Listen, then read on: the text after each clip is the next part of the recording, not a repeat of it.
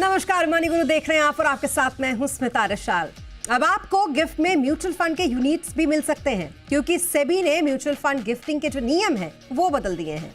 इससे mutual funds को gift करना आसान हो गया है। तो आप भी अपने परिवार या दोस्तों को जो म्यूचुअल फंड के यूनिट्स होते हैं वो गिफ्ट कर सकते हैं, और वो भी बिना रिडम्पशन और टैक्स के बोझ के झंझट के बिना। तो कौन कर सकता है म्यूचुअल फंड गिफ्ट और किसे मिलेगा इसका फायदा, और गिफ्ट देने या लेने से पहले आपको किन बातों का रखना है ध्यान, आज हम करेंगे शो में इसी पर चर्चा। शो में हमारे साथ हैं आनंद राठी वेल्थ के एग्जीक्यूटिव डायरेक्टर चिराग मुनि और साथ ही कंप्लीट सर्कल कैपिटल के सीनियर पार्टनर विकास पुरी। आप दोनों का बहुत स्वागत है हमारे साथ इस शो पर। और जैसा कि मैंने शो के शुरुआत में ही बताया कि म्यूचुअल फंड किसी को अगर गिफ्ट में देना है तो इसके लिए सेबी ने बड़ा ही आसान सा एक नियम कर दिया। चिराग, आपसे जानना चाहेंगे कि सेबी ने क्या क्या बदलाव किए हैं इस गिफ्टिंग को लेकर। नमस्ते स्मिता जी सर, नमस्ते विकास जी। जैसे कि आपने कहा, एक बहुत ही महत्वपूर्ण कदम सेबी ने उठाया है। एक बहुत ही इजी और कन्वीनियंट वे कर दिया है गिफ्टिंग के माध्यम से म्यूचुअल फंड्स में। पहले क्या होता था कि म्यूचुअल फंड्स हम अगर गिफ्ट करना चाहे तो सिर्फ डीमैट के द्वारा गिफ्ट कर सकते थे। बट अगर आप देखें तो पूरी म्यूचुअल फंड इंडस्ट्री में मैक्सिमम अगर आप देखें तो फोलियो बेस्ड म्यूचुअल फंड्स है जो स्टेटमेंट ऑफ अकाउंट्स जब उसको बोलते हैं फिजिकल यूनिट्स में होते हैं। और ये फिजिकल यूनिट्स इज लाइक जैसे हमको एफडी रिसीट मिलती है वैसे हम म्यूचुअल फंड की स्टेटमेंट मिलती है। तो हम वो ट्रांसफर नहीं कर पाते थे। अगर हम मुझे किसी को गिफ्ट करना है या ट्रांसफर करना है फॉर वॉट एवर रीजन, तो मैं कर नहीं पा रहा था। लेकिन सेबी ने अब ये पूरा ये जो प्रोसेस है वो डिजिटाइज कर दिया है। अगर आप फिजिकल यूनिट्स भी रखते हो तो आप इजीली एक फोलियो से दूसरे फोलियो में आप दूसरे फाइल में आप ट्रांसफर कर सकते हैं। सो ये एक बहुत ही महत्वपूर्ण कदम उठाया है। उसमें बहुत सारी बेनिफिट्स है, हम चर्चा करेंगे। बट उसमें टैक्स की बेनिफिट है, आपको रिडेम्पशन का झंझट नहीं है, जैसे कि आपने ठीक कहा। तो ये एक बहुत ही अच्छा कदम उठाया वैसे भी। जी बिल्कुल, तो कदम तो बहुत अच्छा उठाया है, लेकिन अब इसको ये समझना ज़रूरी है कि दरअसल अब आपको अगर गिफ्ट देना ही है तो फिर प्रोसेस क्या है और किस तरीके से आप गिफ्ट दे सकते हैं। आप जैसा कि हमें चिराग ने थोड़ा बहुत बताया कि अब डीमेट अकाउंट की ज़रूरत नहीं होगी।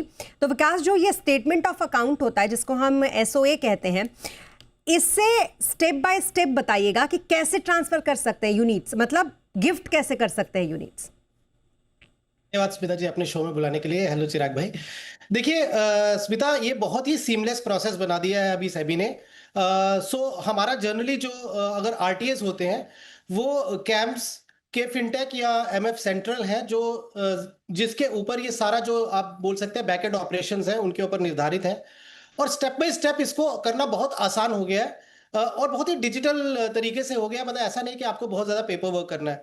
तो आप इनकी वेबसाइट पे जाएं, उसमें सबसे पहले जिनको ट्रांसफर करना है वो अपनी जो वेरीफाई करें अपनी डिटेल्स। जैसे मोबाइल और ईमेल पे आप अपना मोबाइल डालेंगे, ईमेल डालेंगे, आपको ओटीपी आएगा, उससे आप वेरीफाई करेंगे तो आप एज अ जो ट्रांसफर करने वाला है वो वेरीफाई हो गया।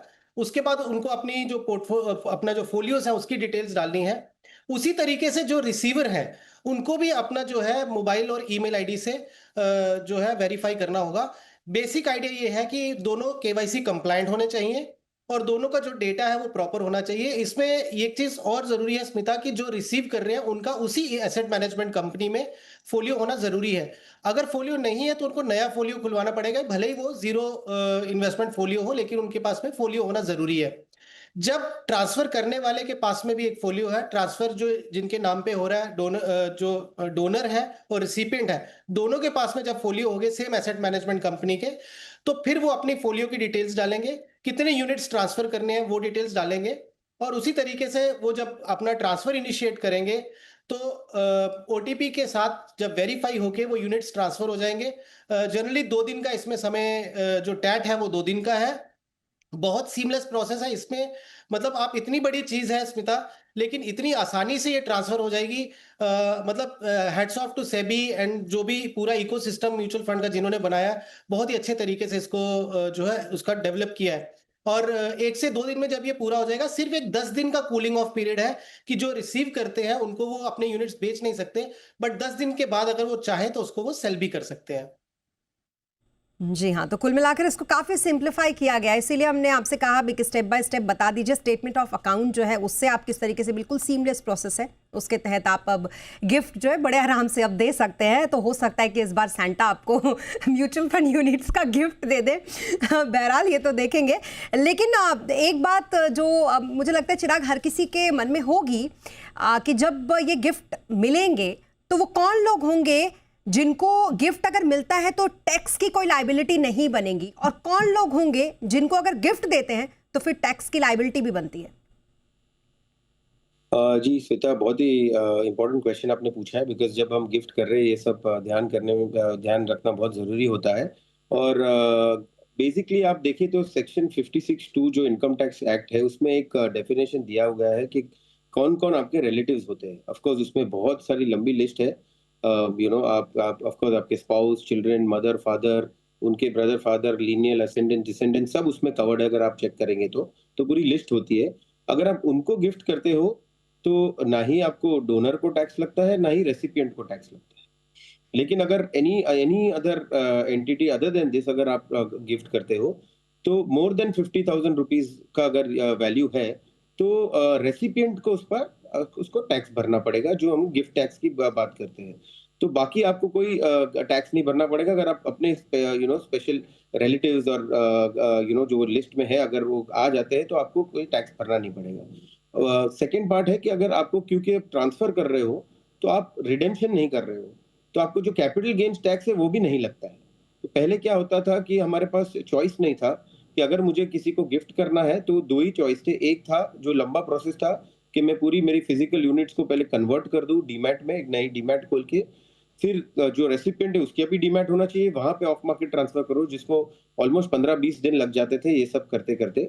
So that was one option. दूसरा ऑप्शन था कि मैं मेरे यूनिट्स बेच दूं, कैश अगर ट्रांसफर कर दूं मेरे रिलेटिव्स को और वो म्यूचुअल फंड्स खरीद ले, लेकिन वहां पे टैक्स का इम्पैक्ट कैपिटल गेन्स का आ सकता है। तो ये सब जो है वो सब निकल गया है एक नए सिस्टम से, जो हम बोल रहे हैं कि जहां डायरेक्टली आप म्यूचुअल फंड यूनिट्स आपके रिलेटिव्स को ट्रांसफर कर सकते हैं। प्रोसेस तो आपको ठीक से समझाया सर ने, विकास सर ने। सो ये एक कन्वीनियंस का मामला हो गया है। बिल्कुल, और ये जो इस वक्त हम आपको बता रहे हैं, जो चिराग ने भी आपको बताया कि दरअसल कौन कौन वो रिलेटिव्स होंगे जिनको अगर आप टैक्स देते हैं तो जिनको अगर आप गिफ्ट मिलता है जिन्हें, तो टैक्स फ्री होगा। इसमें आपके माता पिता होंगे, आपके स्पाउस होंगे, भाई बहन, बच्चे और जो भी इमीडिएट फैमिली होगी वो। और दूसरा ये भी समझेंगे कि किसको गिफ्ट अगर देंगे तो उस पर टैक्स लगेगा। तो विकास, पहले तो ये बताइए कि रिडम्पशन करना फंड का और गिफ्टिंग करना फंड का, गिफ्टिंग करना ज्यादा टैक्स एफिशिएंट क्यों है? देखिए, गिफ्टिंग टैक्स एफिशिएंट इसलिए हो गया कि आप तो एक बड़े अच्छे से प्लान कर सकते हैं। अगर किसी ने, मान लीजिए कोई ग्रैंडफादर है या ग्रैंड मदर है, उनको अपने ग्रैंड किड्स को अगर पहले ये यूनिट्स देने होते थे तो प्रोसेस क्या था, स्पेशली जो नॉन डीमैट की हम बात कर रहे हैं, कि वो यूनिट्स पहले सेल करने पड़ते थे। सेल किया तो उसमें कैपिटल गेन टैक्स जो भी इंप्लीकेशंस होती थी वो करनी पड़ती थी। फिर उसके बाद नए सिरे से वो यूनिट्स खरीदने पड़ते थे, मान लीजिए ग्रैंड किड के नाम पे या अपने बच्चों के नाम पे। और उसमें फिर क्या है, आपके ट्रांजैक्शन कॉस्ट होती है, आपके कोई मान लीजिए कैपिटल गेन की लायबिलिटीज हैं वो आपको करनी पड़ती थी। लेकिन अब आप बड़े अच्छे तरीके से इसको प्लानिंग कर सकते हैं। फॉर एग्जांपल, अगर फैमिली में कोई ऐसे मेंबर्स हैं जिनकी बहुत ज्यादा इनकम नहीं है, तो स्मिता डेट फंड्स में है तो आप देखिए, क्योंकि अब डेट फंड्स की जो टैक्सेशन है वो एज पर इनकम स्लैब हो गई है। अगर हम 12 लाख की स्लैब पकड़े और मान लीजिए फैमिली में 4 मेंबर ऐसे हैं या 3 मेंबर ऐसे हैं जो 12 लाख से कम की उनकी इनकम है, और किसी के पास में बहुत लंबे समय से जो है उन्होंने डेट फंड का एक अच्छा पोर्टफोलियो बनाया हुआ है। एग्जाम्पल के तौर पे मान लीजिए किसी ने बहुत साल एक डेट फंड में जो 25-30 लाख रुपया जो निवेश करके रखा था, आज उसकी वैल्यू 40 लाख के आसपास हो चुकी है, तो 10 लाख का उनको जो है कैपिटल गेन हुआ उसमें। अब यदि ये वही 40 लाख को अगर 3 हिस्सों में डिवाइड करके ट्रांसफर कर दें उन फैमिली मेंबर्स को जिनकी इनकम स्लैब जो है वो 12 लाख से नीचे है, या मान लीजिए किसी की 2 लाख है, किसी की 4 है, किसी की 5, तो थोड़ा सा प्लानिंग करके अगर वो ट्रांसफर कर देते हैं, आप सोचिए पूरा का पूरा जो 10 लाख का कैपिटल गेन हो रहा है वो टैक्स फ्री हो जाएगा। ये मतलब थोड़ा सा इसमें माइक्रो मैनेजमेंट करना पड़ेगा, बट मैं ये बोल रहा हूं कि इस तरीके से ये बेनिफिट्स मिल सकते हैं कि अगर टैक्स स्लैब्स के अंदर आते हो तो डेट फंड्स में तो आप बहुत अच्छे से इसको प्लानिंग की जा सकती है। वहीं पे ही अगर आप इक्विटी फंड्स की भी बात करते हैं तो अगर वहां भी यूनिट्स अगर 1 साल से पहले लिए हुए हैं, उसमें जो भी गेन बना हुआ है जब वो यूनिट ट्रांसफर होंगे, जब तक जो रिसिपिएंट है जिनके नाम पे ये यूनिट ट्रांसफर हुए हैं, जब तक वो उस यूनिट्स को सेल नहीं करेंगे, उनको कोई भी टैक्स लायबिलिटी नहीं आएगी। और जो उनके जो इनिशियल जो बाइंग डेट रहती है जब उन्होंने वो यूनिट्स एक्वायर किए थे, वही उनकी वो कंटिन्यू रहेगी। तो आप ये सोचिए कि कितना अच्छा और सीमलेस तरीका है कि आपने अपने जो एसेट्स हैं वो अगली जनरेशन को अगर आप ट्रांसफर करना चाहते हैं तो बहुत इजीली आपने वो ट्रांसफर भी कर दिए, आपकी कोई इसमें टैक्स लायबिलिटी भी नहीं आई और बहुत ही सीमलेस तरीके से भी हो गया। यहीं पे ही अगर ये यूनिट्स को सेल करके और दूसरे के नाम पे ट्रांसफर करना होता तो डेफिनेटली रिडेम्पशन करिए और फिर उसके बाद उसमें जो भी टैक्स लायबिलिटी आती है वो आपको पे करनी पड़ती थी। बिल्कुल। लेकिन चिराग, एक चीज़, क्योंकि सीमलेस तो हो गया है ये, और टैक्स के मामले में भी अब देखा जाए तो टैक्स एफिशिएंट भी है, क्योंकि अब रिडम्पशन नहीं करना तो वो झंझट नहीं है। आप इजीली गिफ्ट के नाम पर आगे अपने जो आपके वंश हैं उनके नाम पर आप ट्रांसफ़र कर सकते हैं म्यूचुअल फंड को, और फिर आराम से उसमें कोई झंझट नहीं है टैक्सेशन का। क्या यहाँ से एक लूप होल भी आप बनता हुआ देख सकते हैं, जिससे हम कई बार देखते हैं कि टैक्स बचाने के बड़े सारे तरीके लोग ढूंढ लेते हैं, या टैक्स चोरी के बहुत सारे तरीके लोग ढूंढ लेते हैं? क्या इसमें एक लूप होल आप देख रहे हैं क्या? जी श्वेता, मैं ऑफ कोर्स लूप होल तो नहीं कहूंगा। ये होता है कि लेजिटिमेट वे में आप टैक्स प्लानिंग कैसे करते हैं। So there is a thin line between tax planning and tax evasion. तो मेरे हिसाब से ये जो प्रोविजन दिया गया है उसमें क्लियरली आप टैक्स प्लानिंग कर सकते हैं, बिकॉज ये पूरा लीगली आपको अलाउ करता है। फॉर एग्जांपल, अगर मेरे फैमिली में दूसरी फाइल्स है जहाँ पे मॉम डैड या मदर फादर के पास अगर कुछ कैरी फॉरवर्ड लॉस पड़े हुए हैं पहले, और मुझे कैपिटल गेन्स मेरे फाइल में आया है because of the mutual fund equity gains, तो मैं अगर वो यूनिट्स उनको ट्रांसफर कर दूं और वहां पे अगर मैं वो सेट ऑफ का प्रोविजन ले लूं, जो सेक्शन 70-74 होता है जो आपको सेट ऑफ कर सकता है, तो वहां पे भी आपका टैक्स बच सकता है, बिकॉज वो प्रोविजनल सेक्शन 70-74 वो दिया गया हुआ है। आप कर सकते हो। गिफ्टिंग का भी सेक्शन 56(2) दिया गया है, तो आप एकदम एक टैक्स प्लानिंग कर रहे हो, ये टैक्स की चोरी नहीं मानी सकती है। सो फॉर एग्जांपल, अगर मुझे कैपिटल गेन्स इक्विटी में आया हुआ है, लेट्स से मुझे 3 लाख रुपए की कैपिटल गेन्स आई हुई है और मेरी टैक्स है एग्जेम्पशन 1.25 लाख की, जो हमको कैपिटल गेन्स एग्जेम्पशन मिलती है इक्विटी पे, उसके बाद 1.75 लाख का अगर मुझे गेन है तो उसमें मुझे 12.5% की टैक्स लग सकती है, विच इज अबाउट 22,000 रुपए। लेकिन यही अगर मैं मेरे मदर या फादर को ट्रांसफर करूं और उन्होंने ये एग्जेम्पशन नहीं लिया हुआ है 1.25 लाख का, तो वहां पे अगर वो ये ट्रांसफर किए जाए उतने यूनिट्स, तो उतना आप वापस उतनी सहूलियत ले सकते हो। तो मैं इसको टैक्स चोरी नहीं कहूंगा, इसको ठीक से टैक्स प्लानिंग कहूंगा, बिकॉज ये आप एग्जिस्टिंग टैक्स जो प्रोविजन है वही यूज कर रहे हैं और वो हिसाब से आप कर रहे हैं। ऑफकोर्स सेबी का मेन ऑब्जेक्टिव ये नहीं रहेगा कि आप टैक्स प्लानिंग और टैक्स बचाइए। ये ज्यादा कन्वीनियंस और कॉस्ट इफेक्टिव मेथड निकाला है, बिकॉज बहुत सारे फोलियोज जो स्टेटमेंट ऑफ अकाउंट्स के द्वारा है, प्लस ट्रांसमिशन के टाइम जब भी अगर आपको आपके देहांत के बाद अगर ट्रांसफर करना है तभी मुश्किल आता था। जॉइंट अकाउंट अगर आपको ऐड करना है तो वो मुश्किल आता था। सब में बहुत पेपर वर्क था। तो ये सब डिजिटाइज करने की सेबी की मेन ऑब्जेक्टिव थी। बट इसमें आपको एक टैक्स प्लानिंग का कन्वीनियंस भी मिल गया है आपको। अननेसेसरी आप मोस्ट ऑप्टिमल टैक्स भर रहे हो। हम ये बोलते हैं कि आप जरूरत से ज्यादा टैक्स नहीं भर रहे हो, आप प्लान करके ठीक से टैक्स भर रहे हो। सो मेरे हिसाब से ये बहुत ही अच्छा कदम है। दूसरी एक है कि आप एक बात कहना चाहूंगा कि आप रिलेटिव्स को तो दे सकते हो, लेकिन एक होता है कि मैरिज के द्वारा अगर आप किसी को दो जो आपके रिलेटिव नहीं है, तो वो रेसिपिएंट को गिफ्ट टैक्स नहीं लगता है। तो वो एक भी दूसरा बड़ा है। एंड क्या होता है कि बहुत सारे टाइम ग्रैंड पेरेंट्स को जब गिफ्ट देना होता है उनके बच्चों को या फिर ग्रैंड चिल्ड्रन को, आज की तारीख में 2-3 ऑप्शन ही थे कि फिजिकल गोल्ड दे दिया, कैश दे दिया डायरेक्टली। अब आप म्यूचुअल फंड यूनिट्स भी दे पाएंगे। It will be a different way of gifting to your friends, their weddings etcetera. So ये बहुत ही बहुत सारी चीजें खोल दी है सेबी ने। बट मेन ऑब्जेक्टिव तो ऑफ कोर्स कन्वीनियंस और इजीली आप पेपर वर्क को अवॉइड करने के लिए था। एग्जैक्टली तो ये एक तरीके से आपके टैक्स प्लानिंग का एक और ऑप्शन आपको मिल गया, जो कि चिराग आपको समझाने की कोशिश यहाँ पर कर रहे थे। और हाँ, एक ये जरिया भी, एक ऑप्शन इस मामले में भी है कि आपके पास गिफ्ट देने का भी एक और ऑप्शन मिल चुका है। हो सकता है आपको भी आने वाले दिनों में म्यूचुअल फंड का जो यूनिट्स है वो गिफ्ट के रूप में मिल जाए। यहाँ वक्त हो गया एक छोटे से ब्रेक का, तो ब्रेक के लिए रुकेंगे और ब्रेक के बाद जल्द होंगे हाजिर और समझेंगे और कि कैसे म्यूचुअल फंड की जो गिफ्टिंग है उसका है प्रोसेस और आपको कैसे मिल सकता है ये गिफ्ट।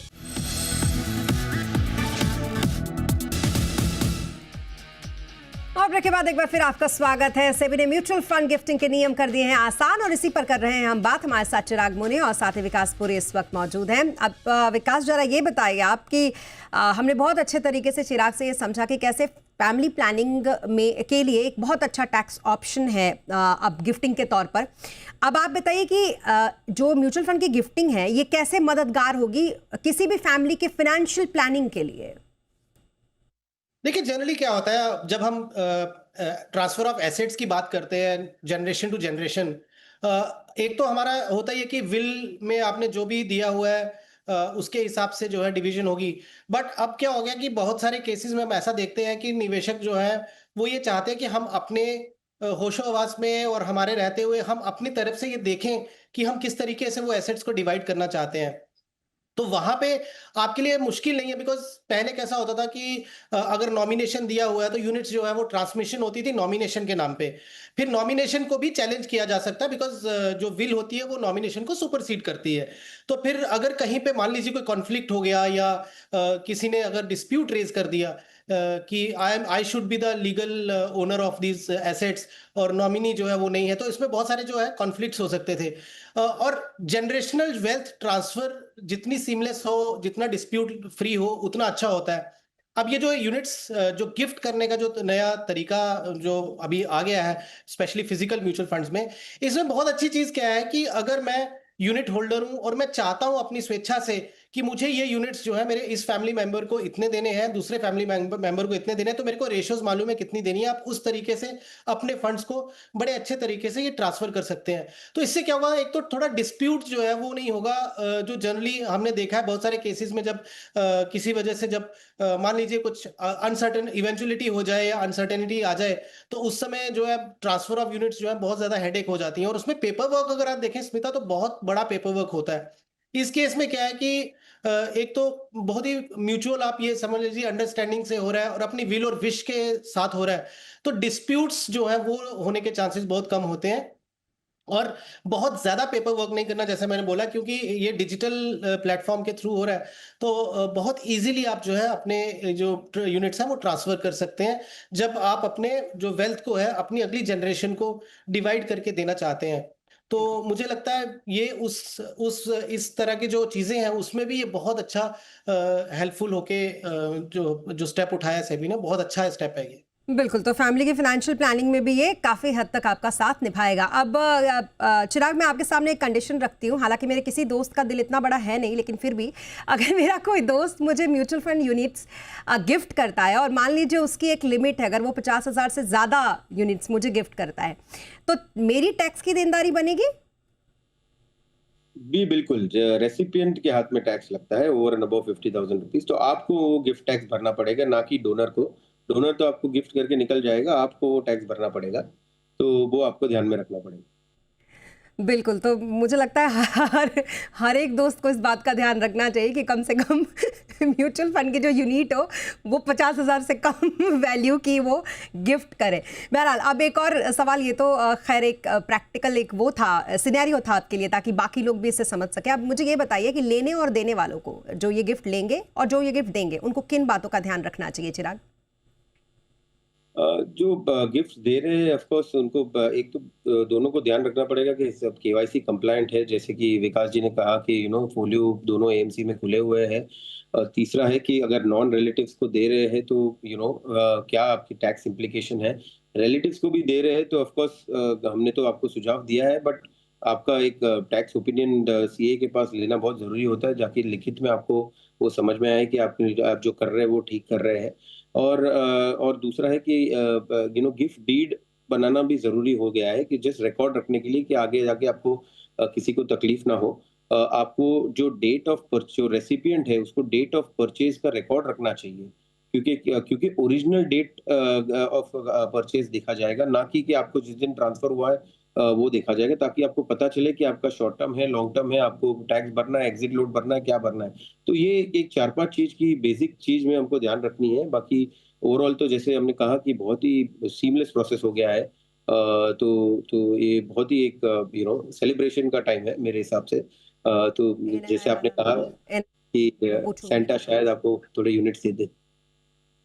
जी, बिल्कुल वही, इसीलिए मैंने यहाँ पर नेशनल टेलीविज़न पे ये बात कही ताकि हर एक दोस्त को इस बात का ख़्याल रहे। अब एक और जो कन्फ्यूज़न है थोड़ा-सा विकास, वो आप दूर कीजिए। एनआरआईज़ के लिए गिफ्टिंग के क्या नियम हैं? और दूसरा ईएलएसएस फंड, ये तो लॉकिंग फंड होते हैं, क्या ये भी गिफ्ट किए जा सकते हैं? देखिए, म्यूचुअल फंड यूनिट होल्डर अगर एनआरआई है कोई और रेसिडेंट इंडियन है तो वो भी गिफ्ट कर सकते हैं, तो उसमें भी कोई वो नहीं है। सिर्फ ये होता है कि जो फेमा हो गया, फैटका हो गया, ये इसको थोड़ा ध्यान में रख के जो फैटका कंप्लायंट होने चाहिए।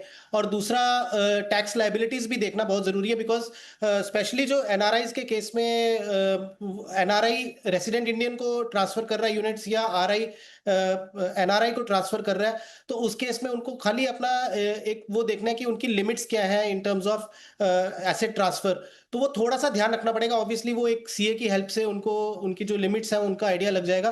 बट अगेन इसमें कोई बहुत ज्यादा डिफरेंस नहीं है कि जो अगर एक resident Indian to resident Indian transfer हो रहा है तो एनआरआईज के लिए कोई बहुत कम्बरसम प्रोसेस है या बहुत डिफिकल्ट है, लगभग सिमिलर प्रोसेस है, उसमें कोई तकलीफ नहीं है। बट ये बहुत अच्छा आपने क्वेश्चन पूछा कि ईएलएसएस फंड का क्या होता है। तो ईएलएसएस फंड देखिए, वो एटीसी के लिए जो टैक्स बेनिफिट के लिए लिया था उसमें 3 इयर्स का लॉक इन था, क्योंकि बेनिफिट ऑलरेडी जिस साल सब्सक्राइब किया जाता है उस समय ले लिया जाता है उस फाइनेंशियल ईयर में, तो उसकी वजह से वो 3 साल का लॉक इन है। जब वो 3 साल का लॉक इन कंप्लीट हो जाएगा तब स्मिता ये यूनिट्स जो है वो इजीली ट्रांसफर कर दिए जा सकते हैं, जब ये अपने लॉक इन पीरियड से बाहर निकल जाए। और इसके अलावा एक चीज और बोलना चाहूंगा स्मिता, जो प्लेज्ड यूनिट्स होते हैं जहां पे आपने फंडिंग ली है और यूनिट्स आपने प्लेज किए हैं, वो भी आप ट्रांसफर नहीं कर सकते जब तक आप अपना जो लोन लिया हुआ है, लोन अगेंस्ट म्यूचुअल फंड्स, वो पूरा चुकता ना कर दें, यूनिट्स को फ्री ना कर दें, तब तक आप ट्रांसफर नहीं कर सकते। Once you free your units, फिर उसके बाद वो भी आप ट्रांसफर कर सकते हैं। बिल्कुल, तो सेबी ने म्यूचुअल फंड की गिफ्टिंग के जो नियम बदले हैं उस पर बहुत ही सिंप्लीफाई तरीके से हमारे दोनों ही गेस्ट ने बहुत अच्छे तरीके से समझाने की कोशिश की, और मुझे लगता है कि बहुत सारे दर्शकों को ये बहुत अच्छे तरीके से समझ में आ भी गए होंगे कि क्या क्या चेंजेस इसमें हुए हैं और अब गिफ्टिंग म्यूचुअल फंड की कितनी आसान उनके लिए हो गई है। Thank you so much Chirag, and thank you so much Vikas ji हमारे साथ इस शो पर जुड़ने के लिए और इस चर्चा में पार्टिसिपेट करने के लिए। Thank you so much. इसी के साथ मनी गुरु के आज के सेगमेंट में अभी के लिए बस इतना ही। आप बने रहे जी बिजनेस के साथ। नमस्कार।